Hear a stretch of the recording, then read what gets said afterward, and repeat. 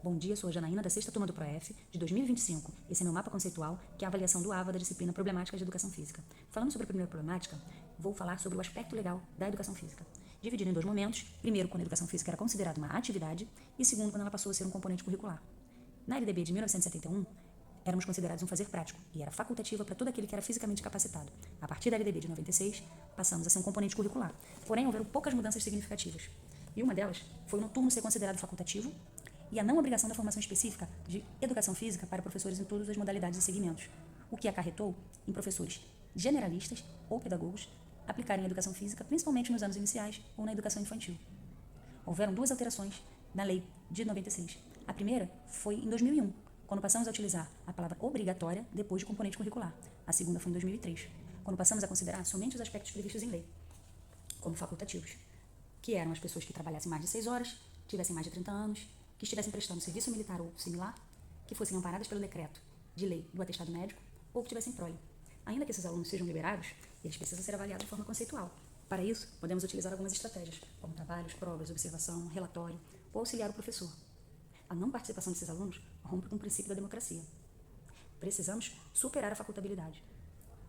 A partir daí, vou analisar uma outra problemática, o ensinar a fazer e o ensinar sobre o fazer. Também dividindo em dois momentos, no primeiro momento, um modelo tradicional, em seguida, um movimento renovador. No modelo tradicional, somente o ensinar a fazer era considerado. Era valorizado o aluno mais apto e o esporte era um conteúdo hegemônico. A partir de 1980, o movimento renovador entrou em questão, considerando o ensinar sobre o fazer também. Saímos assim da categoria de atividade, porém, entramos em um ponto de inflexão. Houve uma quebra definitiva com aquele modelo tradicional, porém, ainda não estávamos preparados para lidar com a nova relação do ensinar sobre o fazer, descrita pelo movimento renovador. Assim, precisamos construir uma nova formação continuada de qualidade e precisamos também que a formação inicial seja aprimorada para trabalharmos essa relação do movimento renovador. Bom, então, vamos separar uma nova problemática que foi instituída a partir desse momento. Surge aí o rola-bola. Vou dividir em 3 tipos de profissionais. Um profissional tradicional, o outro do rola-bola e o terceiro que é o professor inovador. O profissional tradicional vê a aula de educação física somente como um treino, busca talento e o esporte é o esporte na escola, exatamente da mesma forma da instituição esportiva. O professor do rola-bola age um pouco diferente. Os alunos escolhem o conteúdo, se auto-organizam e as meninas normalmente são excluídas, ficando sentada, conversando, muitas vezes com o próprio professor, que só vai marcar o tempo. Já o professor inovador trabalha de uma outra forma, porque ele lida com um caráter republicano, que visa o desenvolvimento da cidadania do aluno. Ele precisa tematizar as suas aulas e evidenciar a pluralidade de sentidos e significados que as atividades têm para cada aluno. Assim, precisamos considerar que o aluno tem o direito de aprender e o professor tem que ter o compromisso de ensinar. Falando de uma outra problemática, vou falar da relação do tratamento com o esporte. Para Kuhn, o treinamento esportivo é um equívoco pedagógico. Já para Bratt, existem alguns equívocos que precisam ser elencados. Primeiro, é negar o esporte. Precisamos tratar o esporte pedagogicamente e contextualizá-lo. O segundo é valorizar somente a técnica. Não podemos fazer dessa forma, precisamos dar um novo sentido para ela. Também não devemos negá-la, mas precisamos analisar as possibilidades individuais de cada aluno e não ter como meta um padrão de técnica a ser alcançado. Um outro equívoco seria colocar a ludicidade em contraponto com o rendimento. A ludicidade não é contra o rendimento. Podemos e devemos trabalhar o rendimento, porém o rendimento ótimo, não mais o rendimento máximo. E a ludicidade precisa estar presente nas aulas de educação física. Uma outra questão é substituir a prática pela reflexão. Não podemos trabalhar a educação física somente na sala de aula. Precisamos fazer interconexões. As aulas práticas e teóricas precisam estar ligadas. Outro equívoco é considerar as aulas de educação física.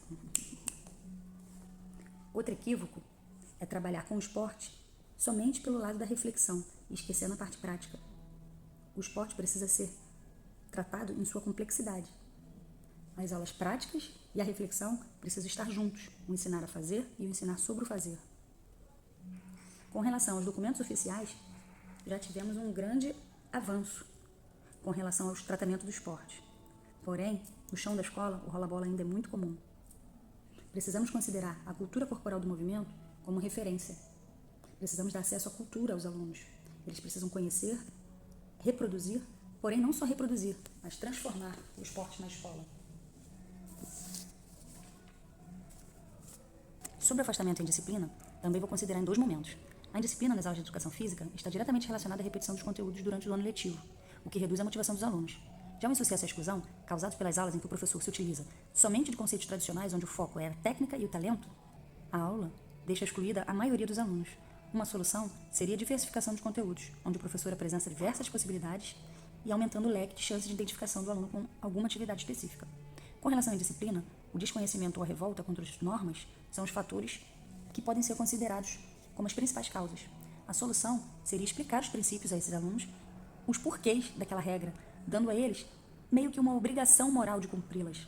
E o professor precisa conscientizá-los durante as aulas, para auxiliar no cumprimento das mesmas. Para amenizar o afastamento, é preciso fazer um maior controle das dispensas na educação física. Sobre as questões de gênero, é importante falar sobre a aula mista, que permite a coeducação e um clima mais propício ao diálogo. É nela que normalmente ocorre a maioria dos conflitos e é uma ótima oportunidade para o professor intervir. A equidade de gênero deve ser trabalhada, evidenciando as diferenças e desconstruindo aqueles preconceitos trazidos por eles. É necessário proporcionar a igualdade de oportunidade para meninos e meninas nas aulas de educação física. Precisamos também construir aprendizagens significativas e, para isso, não podemos permitir a comparação de desempenho. Modificar as regras pode ser uma estratégia para diminuir as diferenças e criar um ambiente mais favorável. Precisamos trabalhar o autocontrole das emoções nos alunos, principalmente aqueles mais agressivos, e sempre combater a exclusão, permitindo uma construção de espaços e tempos mais acolhedores nas nossas aulas. Bom, podemos concluir que as problemáticas estão todas interligadas e que precisamos superar a educação física tradicional esportivista e também o rola-bola, para propiciar aos nossos alunos vivências e aprendizagens mais significativas.